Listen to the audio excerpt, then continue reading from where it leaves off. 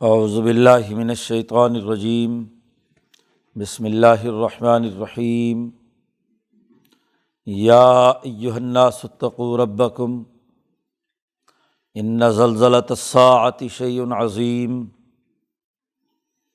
یوم ترونہا تذہل کل مرضعۃ عما ارضعت وتضع کل ذات حمل حملہا وَتَرَى النَّاسَ سُكَارَىٰ وَمَا هُمْ بِسُكَارَىٰ وَلَٰكِنَّ عَذَابَ اللَّهِ شَدِيدٌ وَمِنَ النَّاسِ مَن يُجَادِلُ فِي اللَّهِ بِغَيْرِ عِلْمٍ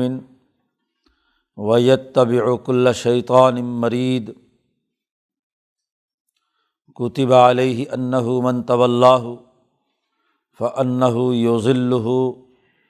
وَيَهْدِيهِ إِلَىٰ عَذَابِ السَّعِيرِ۔ یا ایہا الناس ان کنتم فی ریب من البعث فإنا خلقناکم من تراب ثم من نطفۃ ثم من علقۃ ثم من مضغۃ مخلقۃ وغیر مخلقہ لنبین لکم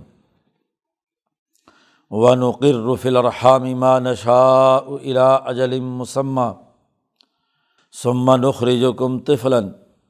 ثم لتبلغوا اشدکم ومنکم من یتوفی ومنکم من یرد الی ارذل العمر لکی لا یعلم من بعد علم شیئا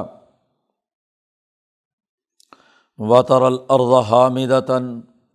فاذا انزلنا علیہا الماء اہتزت وربت وانبتت من کل زوج بہیج ذالک بأن اللہ هو الحق وأنہ یحیی الموتى وأنہ علی کل شیء قدیر وأن الساعة آتیۃ لا ریب فیہا وأن اللہ یبعث من فی القبور ومن الناس من یجادل فی اللہ بغیر علم ولا ھدی ولا کتاب منیر ثانی عطفہ لیضل عن سبیل اللہ لہ فی الدنیا خزی ونذیقہ یوم القیامۃ عذاب الحریق ذالک بما قدمت یداک وان اللہ لیس بظلام للعبید۔ صدق اللہ العظیم۔ یہ سورۃ الحج کا پہلا رکوع ہے، اور اس سورۃ مبارکہ میں انسانیت کی ترقی کے بنیادی مرکز یعنی شعائر اللہ کا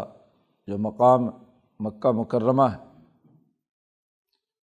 اس کی اہمیت واضح کی جا رہی ہے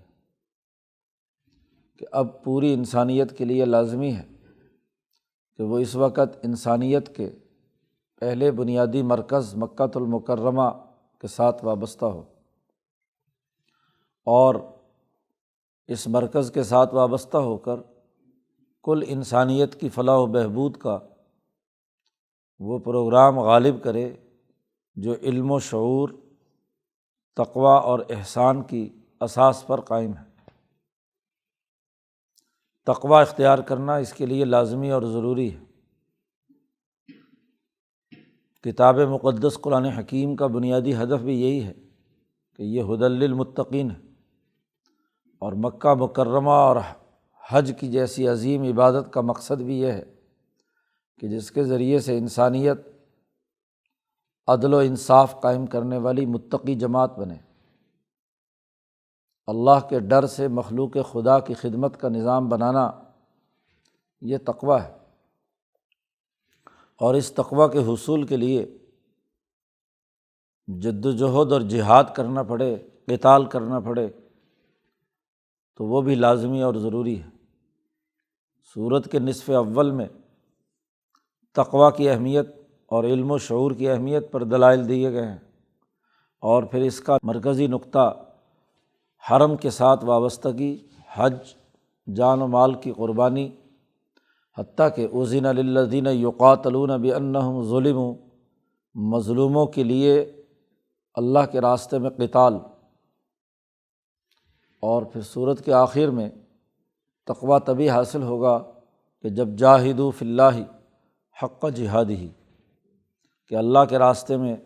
مکمل طور پر جد و جہد کا راستہ اختیار کیا جائے، جہاد کیا جائے۔ یہی تقویٰ کے حصول کا سب سے اہم ترین ذریعہ ہے۔ اس طرح اس صورت میں مکہ مکرمہ کی مرکزیت، حج جیسی عظیم عبادت کے ساتھ وابستگی، اور علم و شعور، تقویٰ اور جد و جہد اور جہاد کے موضوع پر گفتگو کی گئی ہے۔ اور چونکہ یہ بین الاقوامی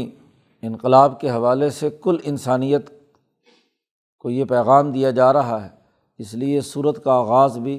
انسانیت کے نام پیغام سے ہوا ہے۔ یا ایھا الناس، اے لوگو، اتقوا ربکم، اپنے رب سے ڈرو، تقویٰ اختیار کرو۔ دنیا میں کسی اور طاقت، فرعون، نمرود، شداد، ابو جہل وغیرہ سے مت ڈرو، اللہ کے ساتھ اپنی وابستگی قائم کرو۔ ربکم، جو تمہارا پروردگار ہے، تمہارا پالنے والا ہے، جو تمہیں نقص سے کمال کی طرف لے جانے والا ہے۔ کل انسانیت کے لیے ایک اور اہم پیغام اس حوالے سے دیا جا رہا ہے کہ پوری انسانیت کا حساب و کتاب ہونا ہے۔ قیامت قریب ہے۔ ان زلزلۃ الساعۃ شیء عظیم، بے شک قیامت کا زلزلہ، قیامت کا بھونچال، وہ بہت بڑی چیز ہے۔ شیء عظیم، پوری کائنات تلپٹ ہو کر رہ جائے گی، پہاڑ ریزہ ریزہ ہو جائیں گے، زمین ٹوٹ پھوٹ جائے گی، چرند پرند، درخت، تمام چیزیں تباہ و برباد ہو جائیں گی، انسانیت سب کے سب اس کے نتیجے میں ختم ہو جائے گی۔ تو یہ قیامت کا زلزلہ بہت بڑی چیز ہے۔ اللہ سے ڈرو کہ اللہ تبارک و تعالیٰ نے تمہارے لیے قیامت مقرر کی ہوئی ہے۔ ایسا نہیں ہو سکتا کہ انسانیت دنیا میں آئے اور اس کے بعد اس کا کوئی حساب کتاب نہ ہو۔ تو حساب کتاب کے لیے یہ زلزلۃ الساعہ ہونا ضروری ہے۔ ایک ایسی گھڑی آئے گی جس میں اس پوری کائنات کے اندر بھونچال پیدا ہوگا۔ جب یہ قیامت کا زلزلہ آئے گا تو اس کا منظرنامہ قرآن نے بیان کیا ہے کہ جب سور پھونکا جائے گا، جب یہاں قیامت برپا ہوگی تو یوم ترونہا تذہل کل مرضعۃ عما ارضعت، اس دن تم دیکھو گے کہ ہر دودھ پلانے والی اپنے دودھ پیتے ہوئے بچوں کو بھول جائے گی۔ سب سے زیادہ محبت اور تعلق عورت کا اپنے نوزائیدہ بچے کے ساتھ ہوتا ہے، بڑی گہری وابستگی ہوتی ہے، ہر مشقت برداشت کر لیتی ہے عورت، لیکن اپنے بچے کو گزن پہنچانے سے روکنے کے لیے ہر ممکن کام کرے گی۔ لیکن یہ اتنا خوفناک اور دہشتناک منظر ہوگا کہ بچے کی بھی کوئی پرواہ نہیں ہوگی۔ تذہل کل مرضعۃ، ہر دودھ پلانے والی عورت، عما ارضعت، جس کو بھی دودھ پلا رہی ہے، عورت ہو یا جتنی بھی مادائیں ہیں ان کے بچے ہوں، ہر جانور بھی اپنی جو نوزائیدہ بچے ہیں جن کو وہ دودھ پلاتا ہے اس کے ساتھ ایک تعلق ہوتا ہے۔ بلی بھی اپنے بچوں کو حفاظت کرتی ہے، ہاں جی۔ تو یہ تمام جتنی مادائیں ہیں، مرضعہ ہے، عورت ہو یا ہاں جی جانداروں میں سے جو بھی، وہ تمام بھول جائیں گے اما ارضعت، جس کو وہ دودھ پلا رہے ہیں۔ اتنا دہشت ناک اور خوفناک منظر ہوگا کہ یہ سب بھول جائیں گے، اور ایسی دہشت اور ایسا بہت بڑا معاملہ ہوگا کہ تضع کل ذات حمل حملہا، ہر مادہ جس کے پیٹ میں حمل ہے، خوف اور دہشت سے وہ حمل قبل از وقت گر جائے گا، وضع حمل ہو جائے گا۔ ابھی بچے کی پوری پرورش نہیں ہوگی لیکن خوف زدگی کی حالت میں اس کا حمل ضائع ہو جائے گا۔ عورت ہو یا اسی طریقے سے جتنے بھی جاندار میں مادائیں ہیں، ان تمام کے حمل گر جائیں گے۔ انسانی معاشرے میں یہ سب سے زیادہ خوفناک منظر ہوتا ہے کہ جتنا قریبی تعلق ماں اور اس کے بچے میں ہے، ہاں جی، اس تعلق کا بھی انقطاع ہو جائے گا۔ یہ تو حال عورتوں کا ہوگا کہ خوف اور دہشت سے ان کے بچے ضائع ہو جائیں گے، حمل ضائع ہو جائے گا، اور دودھ پلاتے ہوئے بچوں کو چھوڑ کر بھاگ کھڑی ہوں گی۔ وَتَرَى النَّاسَ سُكَارَىٰ، اور تم لوگوں کو دیکھو گے، مرد بھی ہیں اور عورتیں بھی ہیں، کہ وہ اس خوف اور دہشت سے گویا کہ مدہوش، ایسا خوفناک منظر ہوگا، ایسی صورتحال ہوگی کہ جس سے انسانیت بے ہوش ہو جائے گی۔ آدمی کو جب جھٹکا لگتا ہے، خوف پیدا ہوتا ہے، تو خوف اور دہشت سے وہ بے ہوش ہو جاتا ہے۔ لوگ نشے کی حالت میں جیسے ادھر ادھر پاگلوں کی طرح پھر رہے ہوں گے، حالانکہ وما ہم بسکارا، انہوں نے کوئی نشہ پیا ہوا نہیں ہوگا، کوئی شراب، کوئی نشے کی چیز، کوئی انہیں انستھیسیا نہیں دیا گیا ہوگا، لیکن نشے میں ہوں گے، مدہوش ہوں گے اس کے خوف کی وجہ سے۔ اصل بات کیا ہے؟ وَلَٰكِنَّ عَذَابَ اللّٰہِ شدید، لیکن اللہ کا عذاب بڑا ہی سخت ہے۔ اللہ کا عذاب کی جب یہ گرفت آئے گی تو اس وقت یہ سب چیزیں چھوٹ جائیں گی۔ الساعہ، دنیا میں بھی جہاں جہاں جن جن قوموں پر اس طرح کے عذابات آئے ہیں، ان کا حال بھی یہی رہا کہ جب قوم پر عذاب آتا ہے تو ان کی تمام عورتوں کی یہی حالت ہوتی ہے، اور ان کے مردوں اور اس قوم کے انسانوں کی یہی بے ہوشی کی سی کیفیت ہوتی ہے۔ یہ اللہ کا عذاب ہے۔ تو وہ وقت جس میں اعمال کے نتائج ظاہر ہوتے ہیں اسے الساعہ کہا جاتا ہے۔ تو دنیا میں اگر عذاب آ جائے، لوگوں کی بدعمالیوں کی سزا کی صورت میں، زلزلے کی صورت میں، بھونچال کی صورت میں، دنیا کی سب سے بہترین مثال زلزلہ ہے کہ اسی زلزلے کے نتیجے میں انسانیت پر یہ معاملات طاری ہوتے ہیں جن کو قرآن نے یہاں بیان کیا ہے۔ اور وہ جو زلزلہ ہے قیامت کا، جو پوری دنیا کے خاتمے سے متعلق ہے، وہ تو بہت زیادہ شدید ہوگا۔ تقویٰ اختیار کرو۔ تقویٰ کی اصل حقیقت یہ ہے کہ گرد و پیش کے حقائق کو درست طریقے سے معلوم کرنا، کہ گرد و پیش کے اصل حقیقت چیزوں کی کیا ہے، اور پھر اس کو صحیح اور درست طور پر رکھنا، حق و باطل میں تمیز پیدا کرنا، اور پھر حق کو غالب کرنے اور باطل کو مٹانے کے لیے جد و جہد کرنا اللہ کی رضا سے۔ حضرت پیران پیر شیخ عبد القادر جیلانی نے یہ حقیقت واضح کی ہے تقویٰ کی۔ تو جب حق اور باطل میں فرق اور امتیاز پیدا کرنا تقویٰ کا سب سے پہلا ہدف ہے، اب اس کی ضد بغیر کسی علم و شعور کے، بغیر کسی حقیقت کے گفتگو کرنا ہے، اس کے لیے علم و شعور لازمی ہے۔ تو قرآن حکیم نے تقویٰ سے جو متصادم رویے ہیں ان کا تذکرہ کیا ہے یہاں نمبر 1 میں وَمِنَ النَّاسِ مَن يُجَادِلُ سے، اور آگے دوسری جگہ پر اس رکوع کے اختتام پر آ رہا وَمِنَ النَّاسِ مَن يُجَادِلُ۔ دونوں میں بنیادی بات یہ کہی ہے کہ لوگوں میں سے بعض لوگ ایسے ہیں جو اللہ کے بارے میں، اللہ کی بات سے بغیر کسی علم کے جھگڑتے ہیں۔ اللہ نے جو حکم جاری کیا اپنے نبی پر، یہ کتاب مقدس نازل کی ہے، کائنات کے حقائق بیان کیے ہیں، جزا و سزا کے اس عمل کی وضاحت کی ہے، لیکن یہ لوگ ہیں کہ علم و شعور کچھ نہیں رکھتے، لیکن پھر بھی یہ جھگڑتے ہیں اللہ کی آیات میں۔ یہ تقویٰ کے منافی عمل ہے۔ یا ایھا الناس اتقوا ربکم، تقویٰ اختیار کرو اور یہ بے علمی کی باتیں چھوڑو، اور بے علم بھی ہو اور پھر جھگڑے بھی۔ جھگڑنے کی بنیاد اپنے موقف پر ڈٹنا تو تب ہوتا ہے جب حقائق کی بنیاد پر ہو۔ اسی لیے محققین کہتے ہیں کہ وہ قیاس جو جدلیت پر مشتمل ہو، قیاس جدلی، اس کا نتیجہ غلط نکلتا ہے، کیونکہ اس کے قضایا غلط ہیں تو نتائج بھی کیا ہے؟ غلط ہے۔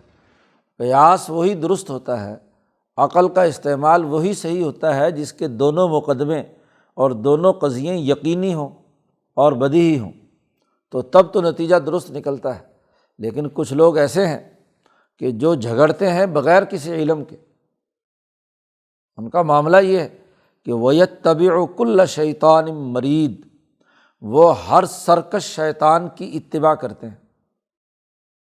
جب آدمی کے پاس اصل حقیقت نہ ہو، علم و شعور نہ ہو، تو وہ ہر ڈگڈگی بجانے والا شیطان جو بھی آ جائے نئے روپ بھر کر، وہ جو لوگوں کو سرکشی کی طرف ابھارنے والا ہو، تو اس کی طرف کیا ہے، بھاگتے ہیں، چاہے 100 سال 200 سال 70 سال گزر جائیں۔ جو شیطان بھی آتا ہے، کوئی نعرہ لگائے، کوئی ملمہ کاری کرے، جب آپ کے پاس علم اور شعور نہیں ہے،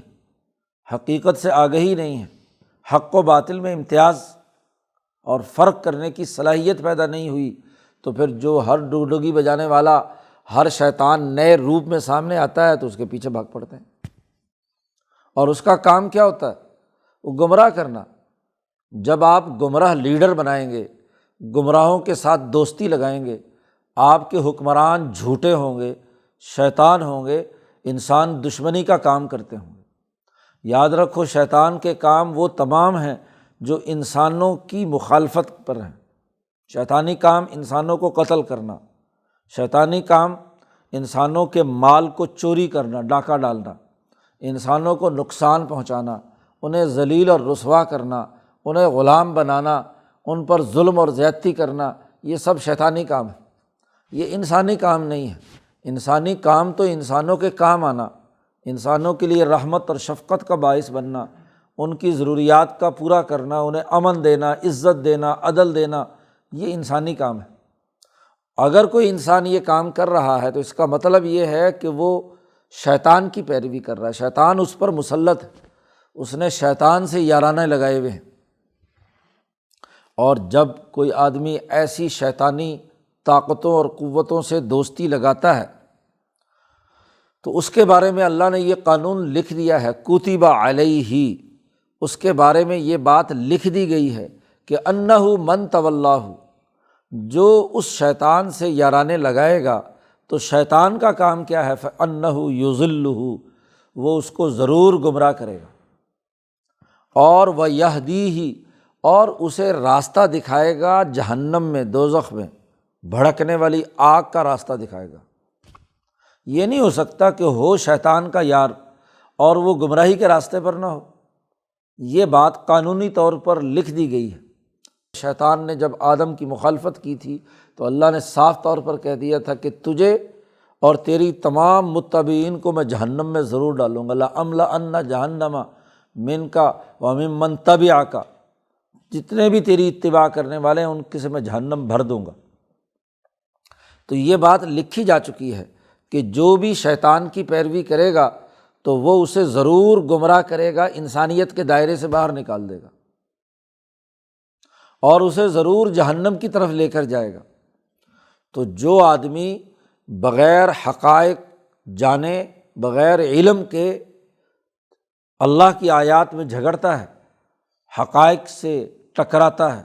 اس کا انکار کرتا ہے اور ہر شیطان کی پیروی کرتا ہے، تو ایسے بے شعور آدمی کے لیے سوائے گمراہی کا اور کچھ نہیں۔ اور آدمی ہی کیا، قوموں کا معاملہ بھی یہی ہے کہ پوری انسانی اقوام جب بھی اپنے لیڈر جھوٹے لوگوں کو، انسانیت دشمنوں کو، استحصالی کردار ادا کرنے والوں کو، سرمایہ پرستوں کو،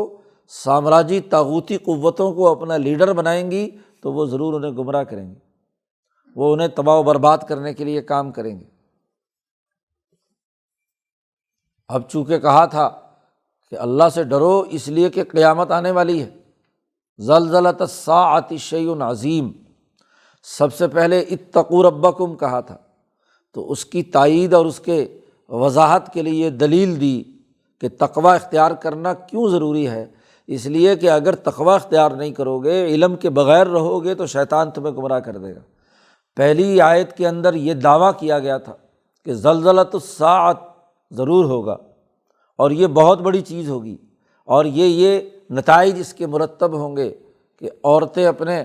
دودھ پلانے والی اور حمل تمام چیزوں کو گرا بیٹھیں گی، لوگ بے ہوش ہوں گے۔ اب اس کی دلیل شروع کی جا رہی ہے،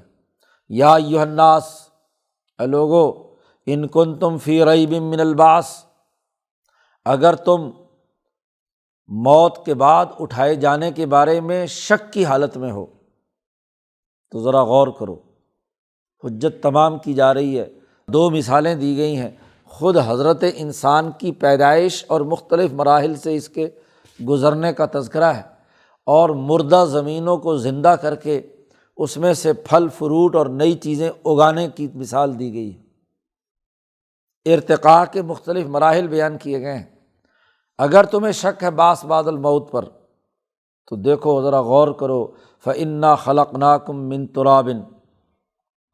ہم نے تمہیں پیدا کیا ہے مٹی سے۔ آدم علیہ السلام کو مٹی سے پیدا کیا گیا، اور پھر ہر انسان کا نطفہ اس کے ماں باپ کے جسم میں پیدا ہوا مٹی سے پیدا ہونے والی غذاؤں سے۔ مٹی سے پیدا ہوئی غذا وہ اس کے ماں باپ نے کھائیں، اور اس سے ان کا نطفہ پیدا ہوا، تو تمہیں ہم نے پیدا کیا ہے مٹی سے۔ ثم من نطفۃ، اس مٹی سے تمہارے ماں باپ کا نطفہ بنا، ثم من علقۃ، پھر رحم مادر میں ماں کے پیٹ میں تم ایک جمے ہوئے خون کی شکل تمہارے اس نطفے نے اختیار کی۔ جب نطفہ قرار پاتا ہے رحم میں تو وہاں ہر جو کروموسوم ہے جس کا کراس ہوتا ہے ایکس وائی کا یا ایکس ایکس کا، تو اس کے نتیجے میں اس کے اندر مزید سیل بننا شروع ہو جاتے ہیں، خلیے بننا شروع ہوتے ہیں۔ وہ ہر سیل اپنے جیسا سیل سٹرینڈ بناتا ہے، اور وہ مسلسل انگور کے گچھے کی طرح بڑھتا چلا جاتا ہے۔ تو ہم نے اس کو پورا خون کے لوتھڑے کی شکل، جمے ہوئے خون یعنی خلیات کی شکل میں ہم نے اسے دی اس نطفے کو۔ ذرا غور کرو، ثم من مضغۃ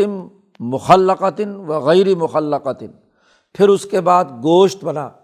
اسی کے اوپر چاروں طرف گوشت بنا۔ پہلا مرحلہ غیر مخلقہ گوشت جس کی کوئی نقش و نگار نہیں ہوتے، پھر یہی گوشت جو ہے اس کے نقش و نگار بنتے ہیں، مخلقہ بنتا ہے، اس کے نقش و نگار تخلیق کی نوعیت کہ کہاں ناک ہے، کہاں آنکھ ہے، کہاں پورا وجود ہے اس کا۔ یہ ہم اس لیے سارا سب کچھ کرتے ہیں لِنُبَيِّنَ لَكُمْ، تاکہ تمہیں الگ الگ امتیازی خصوصیت دیں۔ ہر انسان ایک یونیک فرد ہے، جو اس سے پہلے بھی کوئی ایسا انسان نہیں آیا، اور قیامت تک بھی ویسا انسان نہیں آئے گا۔ تو رحم مادر میں ہم جو نقشہ بناتے ہیں وہ اس لیے کہ تم الگ الگ ہو جاؤ، لِنُبَيِّنَ لَكُمْ، تاکہ کھول کر تمہیں ہم بیان کر دیں یا تبیین پیدا کر دیں تمہارے اندر، ہاں جی، وضاحت کے ساتھ اس کو واضح کر دیں۔ یہ ہم نے تمہیں ان مراحل سے گزارا۔ پھر نقر فی الارحام ما نشاء الی اجل مسمى، پھر ہم نے اسی حالت میں تمہیں رحم مادر میں اپنی ماؤں کے پیٹوں میں رکھا ایک مقررہ مدت تک، 9 مہینے، کم سے کم بھی اگر ہو تو 6 مہینے، 6 7 9 اور زیادہ سے زیادہ 2 سال تک ماں کے پیٹ میں رہ سکتا ہے بچہ۔ تو یہ تمہارے ماؤں کے پیٹوں میں رکھا 9 مہینے، 10 مہینے، 6 مہینے، 7 مہینے، جیسی جیسی نوعیت ہے اس کے مطابق۔ پھر ثم نخرجکم طفلا، پھر ہم نے تمہیں بچہ بنا کر، طفل بنا کر نکالا، ہاں جی۔ جب ماں کے پیٹ سے نکلتا ہے تو ایک چھوٹی سی چھپکلی کی طرح صرف باہر نکلتا ہے، اور جیسے ہی باہر آتا ہے تو اس کے چاروں طرف، ہاں جی، فضا میں وہ سانس لیتا ہے تو پھول کر جیسے ہوا بھر جاتی ہے، تو اس کے ساری چیزیں اپنی اپنی جگہ پر کیا ہے، سامنے آ جاتی ہیں۔ نخرجکم طفلا ثم لتبلغوا اشدکم، پھر اس بچپنے سے تمہیں ہم آہستہ آہستہ تمہاری جوانی تک پہنچاتے ہیں، 20 22 سال کا، 25 سال کا جوان بنتا ہے۔ اور پھر وَمِنْكُم مَّن يُتَوَفَّىٰ، پھر تم میں سے کچھ لوگوں کو ہم اسی جوانی سے پہنچنے پہلے یا جوانی کے فوراً بعد موت دے دیتے ہیں، جی، لمبی عمر نہیں ہوتی۔ وَمِنْكُم مَّن يُرَدُّ إِلَىٰ أَرْذَلِ الْعُمُرِ، اور تم میں سے بعض ایسے ہوتے ہیں کہ جن کو لوٹا دیا جاتا ہے ایک لمبی عمر، ارذل العمر، 60 70 سال کی عمر تک، بڑھاپے کی ایسی عمر کہ جس میں حالت تمہاری یہ ہوتی ہے کہ لکی لا یعلم من بعد علم شیئا،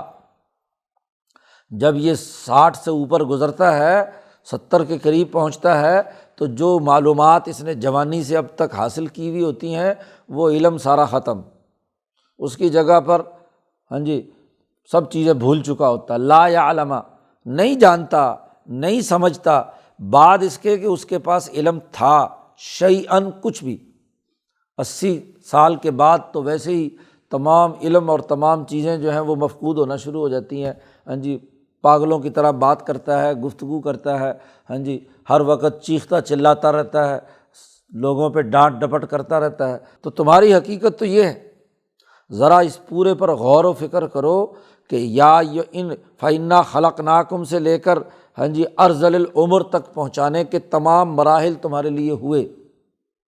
اور علم تمہارا سلب ہو جاتا ہے بڑی عمر ہونے کے بعد۔ تو جو علم کا دورانیہ ہے جس میں تمہیں فیصلہ کرنا ہے، وہ جوانی اور بالغ ہونے کے بعد سے لے کر آخر وقت تک تمہیں فیصلہ کرنا ہے کہ علم و شعور کی بنیاد پر قائم رہنا ہے۔ جو آدمی اس پورے دورانیے میں بغیر کسی علم کے جھگڑتا رہے، شعور نہ رکھے، اور وہ شیطان کے پیچھے نہ لگے، صحیح اور سیدھے رحمان کی اطاعت کرے، تو اس کا علم تو محفوظ رہتا ہے۔ اس لیے انبیاء اور اولیاء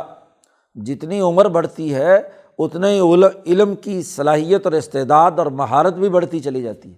ان کے علم میں وہ نقص اور کمی نہیں ہوتی۔ لیکن جو شیطان کے پیچھے لگتے ہیں اتنا ہی وہ پاگل پن کی طرف چلے جاتے ہیں، وہ بے ہوشی کی سی کیفیت ان پر طاری ہو جاتی ہے، ہر وقت پڑے رہتے ہیں یا ادھر ادھر کی بک بک کرتے رہتے ہیں۔ تو یہ پورے پر غور کرو کہ یہ تمام مراحل ہم نے کیے ہیں، تو کیا خیال ہے کہ ہم تمہیں دوبارہ پیدا نہیں کر سکتے؟ اگر ان تمام مرحلوں میں تمہیں محفوظ کر کے ہم نے بڑھاپے تک پہنچایا ہے، تو موت کے بعد دوبارہ زندہ کرنا کیا مشکل ہے؟ اسی طرح ذرا غور کرو، وَتَرَى الْأَرْضَ حَامِدَةً،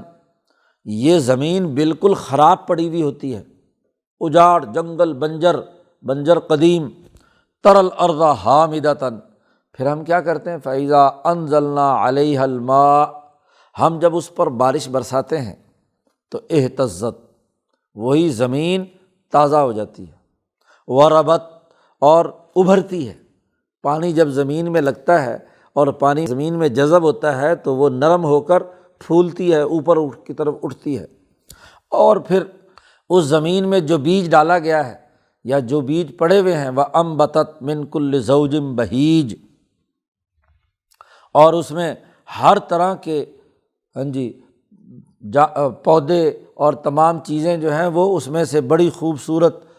منظر ہوتا ہے جو اس میں سے اگتا ہے، درخت ہیں، پودے ہیں، نشو و نما ہیں، کھانے پینے کی چیزیں ہیں، یہ اس میں سے قسم قسم کی چیزیں ظاہر ہوتی ہیں۔ کل زوجن، ہر زوج یعنی ایک دوسرے سے جو نسبت رکھنے والی ہیں، قسم قسم کی چیزیں جو ہیں وہ بڑی بہترین اس زمین سے اگتی ہیں۔ پانی لگنے کے بعد ہی ہل چلایا جاتا ہے، زمین نرم کی جاتی ہے، وہ پھولتی ہے، اوپر اٹھتی ہے، پھر اس میں بیج ڈالا جاتا ہے اور پھر اس سے فصلیں اگتی ہیں۔ تو دیکھو جیسے یہ فصلوں کے اگنے کا عمل تم خود اگاتے ہو، تو یہ جب ہوا اور جب فصل کٹتی ہے دوبارہ اس کا بیج بنتا ہے، اس بیج کو اگلے سال دوبارہ تم کاشت کرتے ہو تو پھر ویسے ہی پودا اگاتا ہے۔ تو اگر اللہ تبارک و تعالیٰ کی طاقت اور قدرت سے ان بیجوں سے وہ نئے پودے اگتے ہیں اور پھر ختم ہوتے ہیں، پھر اس کا بیج بنتا ہے، ایسے ہی تمہاری روح کا بیج جو ہے وہ ہم جب موت آتی ہے تو محفوظ کر لیتے ہیں، جسم تمہارا اس مٹی کے اندر ملتا ہے، اور جب قیامت برپا ہوگی اور دوبارہ تمہارے بیج کو حکم دیں گے، روح کو حکم دیں گے کہ اٹھو، تو دوبارہ تمہارے فَكَسَوْنَا الْعِظَامَ لَحْمًا، تو ہم پوری کی پوری کیا ہے اس پر ہڈیوں کے اوپر گوشت چڑھا دیں گے، اور سب کے سب لوگ اٹھ کر اللہ کے حضور میں دربار میں حاضر ہوں گے۔ اب یہ دو مثالیں دے کر کہا کہ اس پر عقلی طور پر غور و فکر کرو، ان کے حقائق کو جانو، تو تمہیں یہ یقین ہو جانا چاہیے کہ بعث بعد الموت، موت کے بعد اٹھایا جانا ہے، زلزلۃ الساعہ آنا ہے، حساب کتاب تمہارا ہونا ہے۔ یہ دونوں کام یہ اس وجہ سے ہیں ذالکا، کہ بِأَنَّ اللَّهَ هُوَ الْحَقُّ، بے شک اللہ تبارک و تعالیٰ برحق ہے، وہ حق ذات ہے، وہ اپنی تحقیق سے، حقائق سے ان تمام چیزوں کو وجود بخشنے والا ہے۔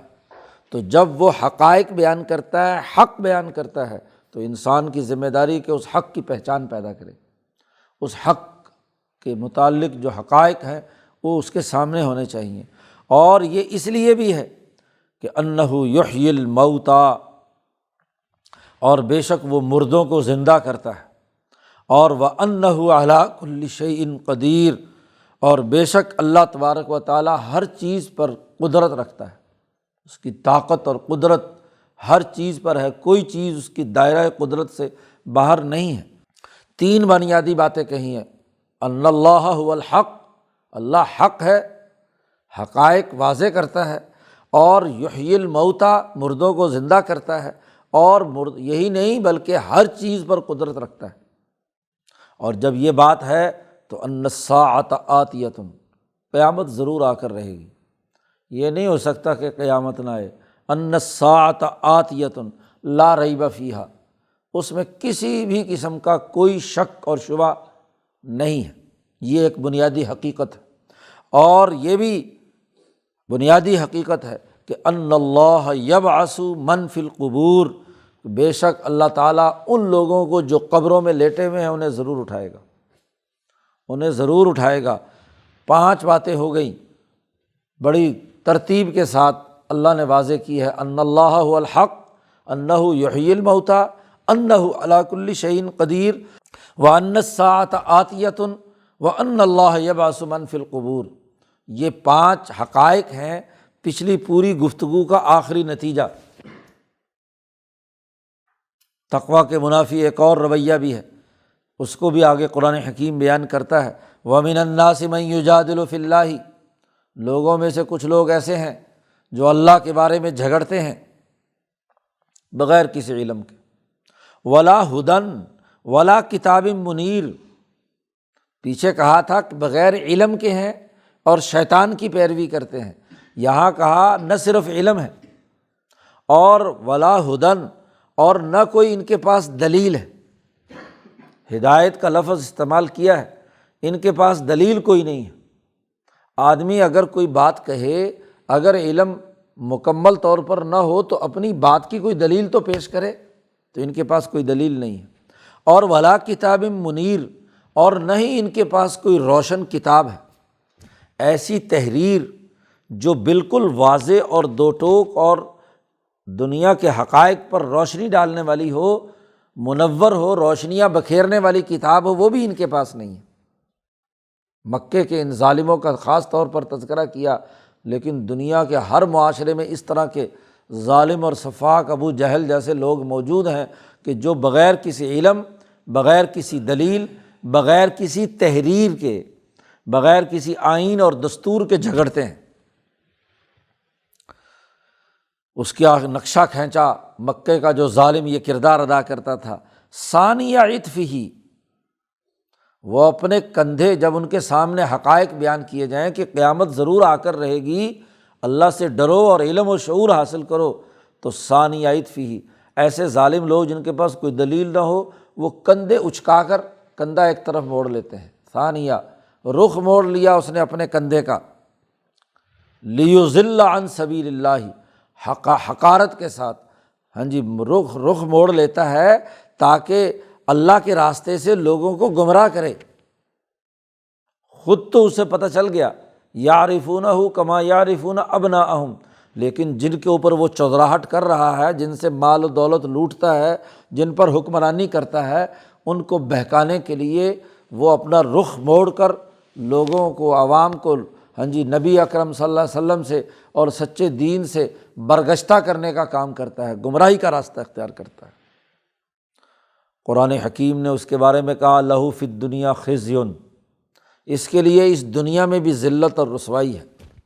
کہ 2 چھوٹے چھوٹے بچوں نے بدر میں اس کی گردن اتاری اور اسے گرا کر قتل کر دیا، معاذ اور معوذ نے، اس کے لیے دنیا میں بھی ذلت اور رسوائی ہے۔ اور وَنُذِيقُهُ يَوْمَ الْقِيَامَةِ عَذَابَ الْحَرِيقِ، اور اس کو قیامت کے دن ہم بڑا خوب جلانے والا عذاب، جلن کی مار حضرت نے ترجمہ کیا ہے کہ جلن کی مار دیں گے۔ اور یہ جلن کی مار سب سے زیادہ اذیت ناک ہوتی ہے، جسم کو اندر آگ کا لگنا اور آہستہ آہستہ اس کو جلائے، ہاں جی، تو پورا وجود جلتا ہے، روح جلتی ہے، دل و دماغ جلتا ہے، سلگتا ہے۔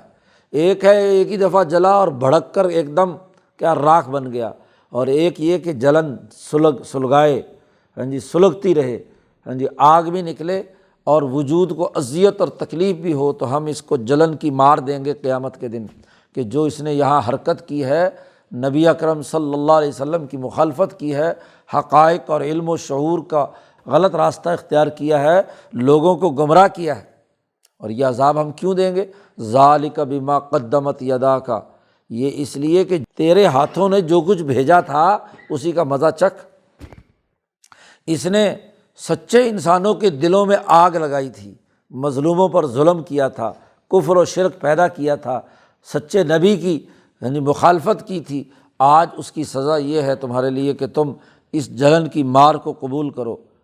وَأَنَّ اللَّهَ لَيْسَ بِظَلَّامٍ لِّلْعَبِيدِ، اور یہ بات بھی طے شدہ ہے کہ اللہ تعالیٰ ظلم کرنے والا نہیں ہے اپنے بندوں پر، کہ بغیر کسی وجہ کے کسی کو سزا دے، جلن کی مار دے، کسی کو ذلیل اور رسوا کرے۔ دنیا میں جب بھی کوئی ذلیل ہوتا ہے اور آخرت میں جو اس کے لیے ذلت اختیار ہوتی ہے، وہ دراصل اس کے کسی نہ کسی گناہ کا نتیجہ ہوتا ہے۔ اللہ تعالیٰ ظلم کرنے والا نہیں ہے۔ اللہ تو اپنے بندوں کو دنیا میں بھی اچھی حالت میں رکھنا چاہتا ہے، عدل، امن، معاشی خوشحالی، ترقی، کامیابی، اور آخرت میں بھی جنت دینا چاہتا ہے۔ لیکن یہ ان کے اعمال اور ان کے کرتوت ایسے ہیں کہ جس کے نتیجے میں دنیا میں ذلت اور رسوائی جو بدر میں ان کے حق میں آئی، اور آخرت کی ان کے لیے تباہی اور بربادی ہے۔ اللہ تعالیٰ قرآن حکیم کو سمجھنے اور اس پر عمل کرنے کی توفیق عطا فرمائے۔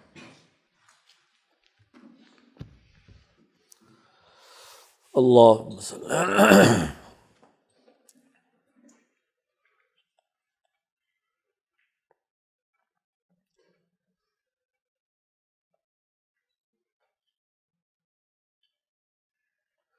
اجمعین۔